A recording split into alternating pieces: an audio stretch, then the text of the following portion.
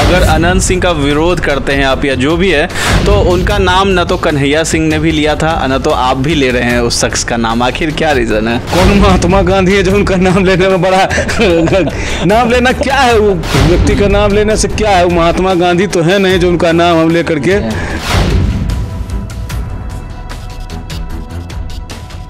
नमस्कार, मैं हूं आपके साथ रितेश शर्मा।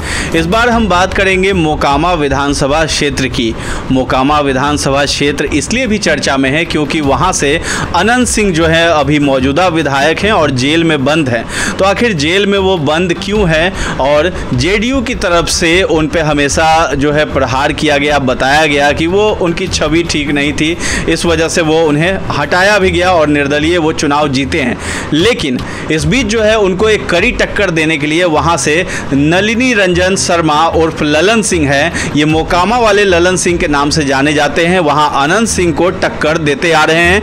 थोड़ा बहुत मार्जिन वोटों का रहता है, हालांकि वहां हार इनको मिली है, लेकिन इस बार ये दावा कर रहे हैं कि वहां से जीत इनकी होगी और सीट की बस दावेदारी अभी चल रही है। वहां से कन्हैया सिंह जो कि लोजपा से आते हैं, उनका हमने आपको इंटरव्यू दिखाया था। अब हम ललन सिंह से जानेंगे, ये भी वहां से दावेदारी कर रहे हैं जदयू की तरफ से। तो आखिर कितना आश्वस्त हैं टिकट को लेकर और अगर टिकट मिलता है तो किस तरह का वहां मोकामा में विकास करेंगे और अनंत सिंह को कैसे टक्कर देंगे। तो सबसे पहले ललन सिंह जी, हमारे चैनल से जुड़ने के लिए आपका बहुत बहुत स्वागत है। बिहार वाणी के दर्शकों को मेरा प्रणाम जी।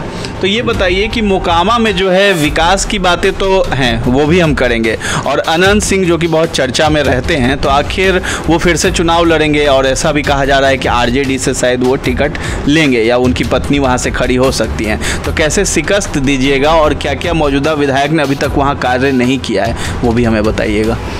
मौजूदा विधायक ने कार्य किया है, अगर जो वो तो क्षेत्र में जाकर के आप देख सकते हैं जी। मोकामा के लोग 15 साल से, क्या कहें 30 साल से उस परिवार का राज है मोकामा में जी। और मोकामा विकास से धीरे धीरे पूरा मरहूम हो गया। आज मोकामा पूरा सकते में है, सोच रहा है कि मैंने क्या करें नहीं करें। और जिस दल से वो पहले से जीतता था वो उस दल में अब है नहीं, उस दल से अब हम हैं। तो उस दल का वहाँ सदैव सीट रहा है जी। और जिस दल से हम पहले लड़ते थे वो दल भी गठबंधन में है, अभी तक तो है। और इस वजह से हम आश्वस्त हैं कि आने वाले चुनाव में अगर जो हमें मौका मिलेगा जी तो हम उसे हराने में सक्षम हैं। अच्छा, पार्टी में क्या बातें चल रही हैं, आप कितने आश्वस्त हैं? क्योंकि कन्हैया सिंह भी वहाँ से दावेदारी कर रहे हैं, तो वो भी एनडीए के ही हिस्सा हैं, आप भी एनडीए में ही हैं, तो क्या लगता है चांसेस आपको मिलेगा या उनको मिलेगा? देखिए, पार्टी में दावेदारी की जहाँ तक बात है तो दावेदारी तो ये बड़े लोग हैं गठबंधन में जो बैठे हुए लोग हैं वो तय करेंगे, उसमें तो हम लोग कुछ उसमें कहना नहीं है। लेकिन जहाँ तक रहा बात दावेदारी की, तो मोकामा में लोजपा से हम चुनाव लड़ते थे पहले, और लोजपा से जब भी चुनाव लड़े हैं तो हम बहुत ही कम मतों से, जबकि हम न कभी यूपीए गठबंधन में रहे न एनडीए गठबंधन में रहे, और हम सिंगल लोजपा से रह करके भी हम 1500, 1700, 2000 वोट से लगातार उस व्यक्ति से हम हारते आ रहे हैं। और इस बार हम जदयू में हैं और जदयू का सीट सदैव वो रहा है। एक तो जदयू का सीट रहा है पहले से, जदयू का दावा मजबूत है, उसके बाद हम लोजपा से जदयू में आए हैं, इस वजह से और दावा थोड़ा मजबूत हो जाता है, इसलिए हम आश्वस्त हैं कि जदयू को ही मिलना चाहिए। अच्छा, एक चीज़ ये देखने को मिलता है कि जैसे अगर अनंत सिंह का विरोध करते हैं आप या जो भी है, तो उनका नाम न तो कन्हैया सिंह ने भी लिया था, न तो आप भी ले रहे हैं उस शख्स का नाम। आखिर क्या रीज़न है? कौन महात्मा गांधी है जो उनका नाम लेने में बड़ा नाम लेना क्या है? वो उस व्यक्ति का नाम लेने से क्या है? वो महात्मा गांधी तो है नहीं जो उनका नाम हम ले करके जी। तो अच्छा, ये बताइए, मोकामा में विकास की बातें कर लेते हैं तो वहाँ पे जो मौजूदा अभी जो स्थिति है, तो सबसे पहले क्या डेवलप करिएगा? अगर विधायक आप बन के आते हैं तो कौन सी ऐसी कमी जो है सबसे प्रमुखता से आप वहाँ देख रहे हैं, और भी उसके बाद और क्या क्या करेंगे वहाँ काम? जैसे प्रमुखता से मोकामा के लोगों का शुरू से डिमांड इधर कुछ दिनों से नाजत बंद हो जाने के बाद लगातार लोग हॉस्पिटल की बातें कर रहे थे। तो लोकसभा चुनाव से पहले हम लोगों ने, मोकामा के युवाओं ने सब मिल करके ललन बाबू सांसद से डिमांड रखा कि मोकामा को पहले आप हॉस्पिटल दीजिए। तो उन्होंने मोकामा में लोकसभा चुनाव लड़ने से पहले ही ट्रॉमा सेंटर मोकामा में दिया है जी। हॉस्पिटल का तो डिमांड लगभग पूरा हो चुका है। आने वाले दिनों में बिल्डिंग में काम चल रहा है। कुछ महीनों के अंदर बिल्डिंग बनके तैयार हो जाएगा। उसके बाद उसमें फिर उसका कार्रवाई होगा हॉस्पिटल का। और रह गया, माननीय मुख्यमंत्री नीतीश कुमार जी स्वयं विकास पुरुष हैं। वो विकास का कार्य कर रहे हैं। मोकामा में जितना भी रोड है, सड़क है, आज ऐसे सड़क बन गए हैं कि जिसका लोग कभी कल्पना भी नहीं कर सकते थे। मोकामा बाईपास था, वो 4 लेन में तब्दील हो गया।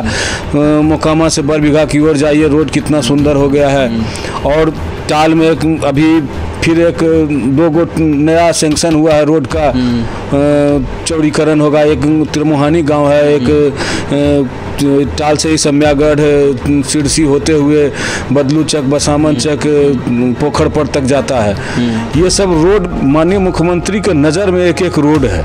और बड़ा रोड तो माननीय मुख्यमंत्री कर ही रहे हैं। और मोकामा में जो भी समस्या माननीय मुख्यमंत्री के द्वारा चलाया जा रहा है, ये योजना जो है इस विधायक के रहते हुए मोकामा में ठीक ढंग से नहीं हुआ। जो कार्य नहीं हुआ, अगर जो आगे लोग मौका देगा तो उस कार्य को हम सही ढंग से, सही रूप से। देखिए, सरकार तो एनडीए की है, 15 साल से है यहाँ पे।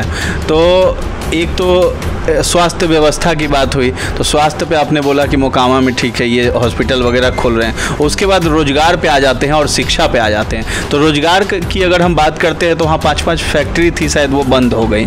तो फिर उसका खुलने का कोई नीति वगैरह पॉलिसी नहीं बना पाई है सरकार अभी तक। और दूसरा चीज़ है कि वहाँ पर जो लेबर जो कॉस्ट होता है, जो प्रवासी मजदूर जो होते हैं जो बाहर चले जाते हैं, वहीं पर अगर काम मिल जाए तो वो भी अच्छी बात है। और शिक्षा के बारे में बात करें तो कॉलेज वगैरह की स्थिति भी बहुत अच्छी नहीं है वहाँ पे। कॉलेज तो मोकामा में 10+2 बहुत सारा है, 4-5 गो है। लेकिन विश्वविद्यालय पीजी का पढ़ाई मोकामा में नहीं था, बीए तक की था, बीए बीएससी तक का था, जिसको माननीय सांसद ललन बाबू के द्वारा इस बार किया गया है। पीजी का सारा तैयारी हो चुका है। लॉकडाउन के वजह से कॉलेज नहीं खुल रहा है, कार्य रूप नहीं दिया जा रहा है। जैसे ही खुलेगा वो उसका प्रोसेस में हो जाएगा। और रह गया बात, आप जो फैक्ट्री की बात कर रहे हैं, वो फैक्ट्री जो है मोकामा में प्राइवेट था, एक सरकारी था भारत बैगन, और बाटा है, मैकडुअल है, और एक एनटीसी था, वो भी जमाना पहले नेशनल टेक्सटाइल्स कॉरपोरेशन, ये भी पहले बंद हो चुका था। तो जो यहाँ का स्वरूप है, पहले सूता का होता था, यहाँ कपास का खेती होता था। कपास का खेती होना बिहार में लगभग बंद हो गया, यहाँ मोकामा बंद हो गया, गया में बंद हो गया। ये सब तो बड़े मान लीजिए हम लोगों के विधायक के बस की बात नहीं, ये जब भी करेगा केंद्र सरकार के द्वारा, माननीय सांसद जी के द्वारा ये सब किया जा सकता है। और वो जो प्राइवेट फैक्ट्रियाँ जो बंद हुए हैं, वो वहाँ मोकामा में अपना लाभ के लिए काम कर रहा था। और बाटा फैक्ट्री जो है समय के साथ धीरे धीरे एडवांस हुआ। देखिए, कंपनी आया, नाइकी आया, एडिडास आया, बहुत तरह के कंपनी जूता चप्पल का आया। लेकिन बाटा जो अपना पुराना स्टाइल था, उसी स्टाइल में रह गया। वो अपने प्रोडक्ट को डेवलप नहीं किया, जिस कारण से वो बाटा धीरे धीरे घाटे में चलने लगा, वो बंद हो गया। और वही हाल मैकडुअल का है। मैकडुअल में तो विजय माल्या जी का था, उसके बारे में आप जान ही रहे हैं, विजय माल्या के बारे में पूरे भारत जान रहा है। इस कारण से वो फैक्ट्री बंद हुआ। और ये सब जो है, इसके लिए चाहिए ना, कोई ऐसा आदमी भी तो चाहिए जो कि मान लीजिए समस्या को उचित जगह पर, उचित पटल पर रख सके, जहाँ हम उस जगह पे मांगे जहाँ हमारा समस्या को। तो ऐसा समस्या सुलझाने के लिए, मांगने के लिए हमारे पास कोई आज तक नेता ही नहीं पैदा हुआ। नेता जो मान लीजिए था, वो अपना माहौल, कारगिल मार्केट, अपना विकास में, पर्सनली विकास में लगा हुआ था। क्षेत्र की समस्या से उसको कोई मतलब नहीं था। तो विकास की बात कौन करता, कौन कहाँ से होता विकास। अभी मोकामा में आप जब चुनावी यात्रा कर रहे हैं, क्षेत्र में घूमते हैं, तो क्या मतलब वहाँ दिखाई दे रहा है, क्या असर लग रहा है? आप कितने आश्वस्त हैं कि अगर टिकट मिल जाए तो आपको वोट मतलब आएंगे पूर्ण रूप से? जी मोकामा में जो माननीय मुख्यमंत्री के द्वारा चलाया जा रहा है वो योजना, माननीय प्रधानमंत्री के द्वारा जो चलाया जा रहा है योजना, उसका हम लोगों को जाकर के लोगों को केवल मजदूरी मांगना है।